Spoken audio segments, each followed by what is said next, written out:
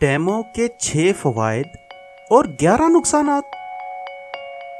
جب بھی پاکستان میں سیلاب آتے ہیں اور بڑے پیمانے پر تباہی ہوتی ہے تو یہ بحث چھڑ جاتی ہے کہ کیا اگر ہمارے پاس آج مزید ڈیم ہوتے تو ان سیلابوں کو روکا جا سکتا تھا۔ عجیب بات یہ ہے کہ نقصان جتنا مرضی زیادہ ہو جائے، بات ٹیکنیکل بنیادوں پر نہیں کی جاتی بلکہ مسئلے کو ہر صورت سیاسی رنگ دے دیا جاتا ہے۔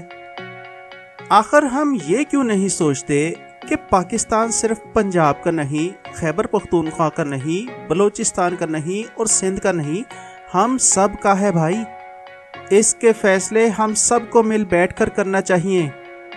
جب بھی ڈیم کی بات ہوتی ہے تو صرف اور صرف کالا باغ ڈیم زیر موضوع آتا ہے۔ کیا زمانے میں پنپنے کی یہی باتیں ہیں؟ بہتر یہ ہے کہ ہم خود ہی اس کے فوائد اور نقصانات کا جائزہ لے لیں تاکہ ہمیں کوئی اندھیرے میں نہ رکھ سکے، اور اندھیرے سے بچتے بچتے یہ چینل سبسکرائب کر لیں۔ اگر پہلے فوائد کی بات کر لیں تو ان میں سے کچھ فوائد تو ہم سب ہی جانتے ہیں، لیکن ان کے کچھ فوائد حیرت انگیز ہیں، اور جہاں تک نقصانات کی بات ہے تو وہ جان کر بھی بندہ حیران رہ جاتا ہے کہ ہم نے تو کبھی سوچا بھی نہ تھا کہ ایسا بھی ممکن ہے۔ یہ بات تو تقریباً ہر بچہ جانتا ہے کہ ڈیم ہمیں صاف توانائی کا ذریعہ فراہم کرتے ہیں۔ اس صاف بجلی سے مراد پن بجلی ہے، جسے انگلش میں ہائیڈرو الیکٹریسٹی کہا جاتا ہے۔ صاف اس لیے ہے کہ اس سے بجلی بنانے کے لیے کسی ڈیزل کی ضرورت نہیں ہوتی جو جل کر فضا کو گندا کرے۔ بس ڈیم کا پانی ٹربائنوں سے گزرتا جاتا ہے اور بجلی بنتی رہتی ہے۔ آپ کو ایک فیکٹ بتاؤں کہ دنیا کی 19% الیکٹریسٹی ہائیڈرو الیکٹریسٹی ہوتی ہے، یعنی ڈیم بنا کر مہیا کی جاتی ہے۔ واٹس میں بات کریں تو یہ ہر سال 3000 ٹیرا واٹ سے بھی زیادہ بنتی ہے۔ یہ بجلی رینیویبل انرجی ہے اور سستی بھی ہے۔ دوسری بات یہ ہے کہ ڈیم ہماری پانی کی فراہمی کو برقرار رکھنے میں ہماری مدد کرتے ہیں۔ جب بھی ہم کسی دریا پر بند باندھتے ہیں تو اس سٹرکچر کے پیچھے پیچھے پانی ایک جھیل کی شکل میں جمع ہو جاتا ہے، جس کے ذریعے اس علاقے کی آبادی کو خشک موسم میں یا خشک سالی کے دوران استعمال کے لیے پانی مہیا کیا جا سکتا ہے۔ تیسرا فائدہ، ڈیموں سے سیلابوں کو کنٹرول کیا جا سکتا ہے۔ ہم بڑے ڈیموں میں سیلابی پانی کی خاطر خواہ مقدار کو جمع کر سکتے ہیں۔ پاکستان کے ڈیموں میں تو صرف 30 دن کا پانی جمع ہو سکتا ہے، لیکن دنیا کے دیگر ممالک میں ایک 2 سال کا پانی جمع ہو سکتا ہے۔ اس سے آپ خود ہی اندازہ لگا لیں کہ ڈیم چھوٹے موٹے سیلابوں کو تو روک ہی سکتے ہیں نا۔ ہاں، اگر ڈیم کی کیپیسٹی سے ہی بات باہر ہو جائے تو پھر سیلاب کو نہیں روکا جا سکتا جناب۔ نمبر 4، ڈیموں کا پانی آبپاشی کے لیے استعمال ہو سکتا ہے۔ ڈیموں کے ذریعے زرعی زمینوں کو بر وقت پانی مہیا کیا جا سکتا ہے۔ اس کا مطلب ہے کہ کوئی ڈیم کسی خطے کو انتہائی موسمی واقعات، بے قاعدہ بارشوں کے خلاف حفاظت مہیا کر سکتا ہے۔ نمبر 5، ڈیم ہمیں اہم تفریحی مقامات فراہم کرتے ہیں۔ اسلام آباد کے لیک ویو پارک کی مثال آپ کے سامنے ہے، جو راول ڈیم کے ایک سائٹ پر بنا ہوا ہے۔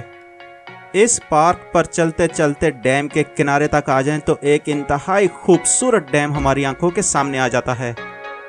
اس میں آپ کشتی چلائیں یا واٹر سپورٹس کریں، یہ آپ پر منحصر ہے، یعنی سیر و تفریح کے ساتھ معاشی سرگرمیاں بھی شروع ہو جاتی ہیں۔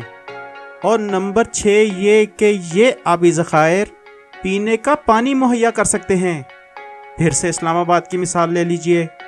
سملی ڈیم اور خانپور ڈیم اسلام آباد راولپنڈی کو پینے کا پانی فراہم کرتے ہیں جناب۔ اب ڈیم کا پہلا نقصان بتاؤں آپ کو، وہ یہ کہ ایک بڑی آبادی کو نقل مکانی کرنی پڑتی ہے۔ تربیلا ڈیم اور منگلا ڈیم کی مثالیں ہمارے سامنے ہیں۔ یہ آبادی کی منتقلی کوئی آسان کام ہے؟ یعنی ایک ڈیم کے بدلے پورا کا پورا شہر آباد کرنا پڑتا ہے، اور اگر کسی کو اپنا آبائی گھر اور آبائی علاقہ چھوڑنا پڑے تو اس پر کیا کیفیت گزرتی ہے۔ یہی کہتے ہیں نا نوشہرہ کے لوگ، دوسروں پر تنقید کرنا تو انتہائی آسان ہے، ذرا اپنا تصور کر کے دیکھیے کیا آپ کا گھر اور آپ کے آباء و اجداد کی قبریں ڈیم کے پانی کے نیچے آ جائیں ہمیشہ کے لیے، آپ کو قابل قبول ہوگا؟ اور ایک اندازے کے مطابق پوری دنیا میں پچھلی 2 صدیوں میں پتہ ہے 50 کروڑ افراد بے گھر ہو چکے ہیں۔ نقصان نمبر 2، گرین ہاؤس گیسز کا اخراج۔ یہ گرین ہاؤس گیسز کے اخراج کو آپ ہلکا نہ لیں، ان سے آسمان میں موجود اوزون کی لیئر میں سوراخ پڑ جاتے ہیں، خطرناک شعاعیں زمین تک آ جاتی ہیں، گلیشیئر پگھلنا شروع ہو جاتے ہیں اور سیلاب ہی سیلاب آتے ہیں جناب۔ اس کے علاوہ گرمی بڑھ جاتی ہے، آپ کو اے سی لگانے پڑتے ہیں اور آپ کے بجلی کے بل آسمانوں کو چھونے لگتے ہیں۔ اب آپ پوچھیں گے کہ ڈیموں کا اس میں کیا قصور؟ تو جناب ڈیموں کا پانی بھرنے سے اس کے نیچے موجود پودے تو مر جائیں گے نا۔ اس طرح یہ مردہ بایولوجیکل میٹیریل میتھین پیدا کرتا ہے اور یہ میتھین گیس فضا میں داخل ہو جاتی ہے۔ یہ میتھین گیس کاربن ڈائی آکسائیڈ کی نسبت 20 گنا زیادہ ریفلیکٹر کا کام کرتی ہے، اور جن زمینوں پر جنگلات کی قیمت پر ڈیم بنتے ہیں وہاں ان جنگلات کے ختم ہونے سے بھی کاربن ڈائی آکسائیڈ زیادہ بنتی ہے۔ یہ صرف سائنسدانوں کے کرنے کی باتیں نہیں ہیں لوگوں، یہ ہم عوام ہیں جنہوں نے بجلی کے بل بھرنے ہیں، غور کیجئے اس بات پر۔ اور تیسرا پوائنٹ یہ ہے کہ ڈیم بنانے کی ٹیکنالوجی ایکو سسٹم کو خراب کرتی ہے۔ ایک ڈیم کا بننا پورے علاقے کی بیولوجیکل فیچرز کو درہم برہم کر سکتا ہے۔ وہ میرین لائف جو دریا کے بغیر رکاوٹ والے پانی پر انحصار کرتی ہے، وہ اس سے شدید متاثر ہوتی ہے، جیسے کہ نقل مکانی کرنے والی مچھلی۔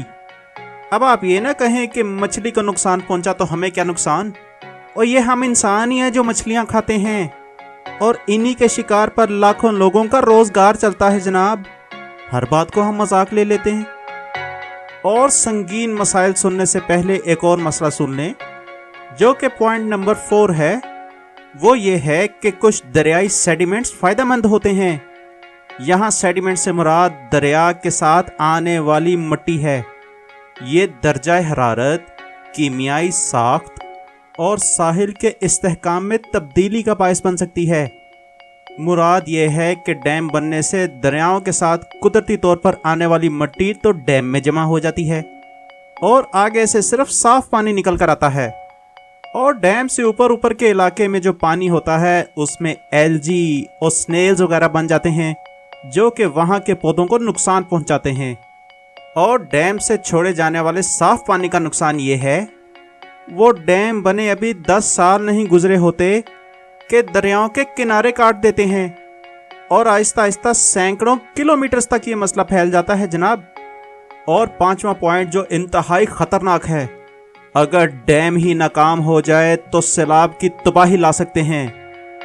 کیا سارا بلوچستان ڈیم ٹوٹنے کی وجہ سے نہیں ڈوبا؟ چلیں یہاں تو ہم یہ کہہ دیں کہ شاید ڈیموں کی کوالٹی اچھی نہیں تھی۔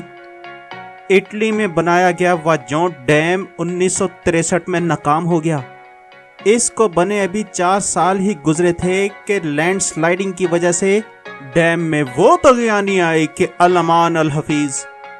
ایسا سونامی پیدا ہوا کہ 5 کروڑ کیوبک میٹر کا پانی سیلاب کی صورت میں بہہ گیا، اور کچھ رپورٹس کے مطابق پانی کی لہر کی اونچائی 820 فٹ اونچی تھی۔ نتیجتاً ہزاروں کے حساب سے لوگ لقمہ اجل بن گئے، صرف اس لیے کہ یہ ڈیم ایک انسٹیبل جگہ پر بنایا گیا تھا۔ 1975 میں چین میں بھی ایک ایسا ہی واقعہ رونما ہو چکا ہے۔ یہ باتیں اگنور نہیں کی جا سکتی۔ اور سنیں نمبر 6، ڈیم زیر زمین پانی کی سطح کو کم کر سکتے ہیں۔ جب دریاؤں کے کنارے گہرے ہو جاتے ہیں تو ارد گرد کی زمین کا زیر زمین پانی نیچے چلا جاتا ہے، وہاں کے پودوں کی جڑیں پانی ہی ڈھونڈتی رہ جاتی ہیں، کنویں خالی اور ٹیوب ویل ناکارہ ہو جاتے ہیں، اور ہر کوئی مزید گہرے ٹیوب ویل کھدوا رہا ہوتا ہے۔ ہڈن بینیفٹس کا لفظ تو سنا تھا، یہ ہڈن نقصانات کی ایک لمبی فہرست بھی ہمارے سامنے آنی تھی کیا؟ اور 7واں پوائنٹ جو IMF کو بہت برا لگے گا، یعنی ڈیم کی تعمیر ایک مہنگی سرمایہ کاری ہے۔ اس وقت چین میں دنیا کے سب سے زیادہ ڈیم ہیں، اس کے بعد امریکہ میں ہیں، ایک ایک ڈیم پر رفلی 20 بلین امریکی ڈالر خرچ ہوتے ہیں، جو وقت کے ساتھ ساتھ ڈبل ٹرپل ہو جاتے ہیں۔ ہم جیسے غریب ملک کا کیا قصور ہے؟ لیکن دنیا کے بڑے مالیاتی ادارے ان بڑے پروجیکٹس کے ذریعے ہمیں قرضوں میں جکڑ لیتے ہیں۔ یہ کیا کہ جو بچہ پیدا ہوتا ہے اس کے اوپر لاکھوں روپے کا قرض چڑھا ہوتا ہے، اور ان قرضوں کی وجہ سے ہمیں ان ممالک کی ہر بات ماننا پڑتی ہے، چاہے اچھی لگے یا بری۔ اور 8واں نقطہ ہے سیاسی نقطہ، یعنی ڈیم صوبوں اور ممالک کے درمیان تنازعات کا سبب بن سکتے ہیں۔ اس سے تو ہمارا بچہ واقف ہے، یعنی کالا باغ ڈیم ایک عجیب مسئلہ ہے جس سے ملک کی سالمیت ہی خطرے میں پڑ جاتی ہے۔ ادھر انڈیا نے جو ہمارے دریاؤں پر اتنے ڈیم بنا لیے ہیں، تو کیا بنا ہمارے راوی، ستلج اور بیاس کا؟ جب دل کرتا ہے ہمیں پانی سے محروم کر دیتے ہیں، اور جب دل کرتا ہے ہمیں پانی میں ڈبو دیتے ہیں۔ پولیس گردی اور وکلا گردی تو سنی تھی، یہ ڈیم گردی بھی ہو رہی ہے ہم سے جناب۔ اور نووا پوائنٹ سنیں ذرا، اگر کسی دریا پر ڈیم نہ ہو تو بندہ شمالی علاقوں میں کسی کشتی پر بیٹھ کر سیدھا سمندر تک جا سکتا ہے۔ ڈیموں کی وجہ سے یہ آبی نقل و حمل ختم ہو جاتی ہے، بس ڈیم کے نیچے نیچے کشتی چلانے جتنی چلانی ہے، لیکن دریا میں پانی ہوگا تو کشتی چلائیں گے نا۔ پوائنٹ نمبر 10، جب خشک سالی کے دوران ڈیم ہی خشک ہونے لگیں تو ان سے بخارات اٹھتے ہیں، اس سے ماحول کو نقصان پہنچتا ہے اور ڈیم میں موجود نامیاتی مادے میں اضافہ ہوتا ہے، اور جب اس پانی میں کلورین ملا کر پینے کے لیے فراہم کیا جائے گا تو پھر کینسر ہوگا۔ نمبر 11 اور ایک انتہائی خطرناک پوائنٹ، وہ یہ کہ ڈیموں کی اسٹریٹجک حیثیت ہوتی ہے۔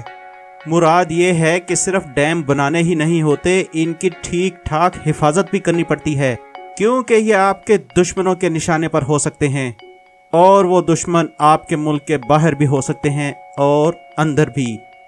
عراق کے موصل ڈیم کو سٹڈی کر لیجئے، خطرہ آپ خود ہی سمجھ جائیں گے کہ کیا ہے۔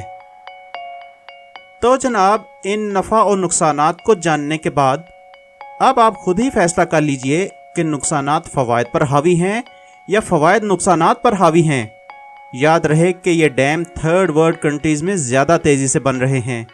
چین، بھارت، پاکستان اور ایتھوپیا جیسے ممالک ڈیموں کو تیزی سے بنا رہے ہیں۔ تو آپ کا کیا خیال ہے کہ ہمارے لیے ڈیم کتنے ضروری ہیں؟ اپنی قیمتی رائے سے ہمیں ضرور آگاہ کیجیے۔ یہ ویڈیو دوستوں کو ضرور شیئر کریں تاکہ ہم سب مل کر کسی نتیجے پر پہنچیں، اور بڑے ڈیموں پر بہت زیادہ پیسہ لگانے سے پہلے 1000 مرتبہ سوچ لیں۔ شکریہ، اللہ حافظ۔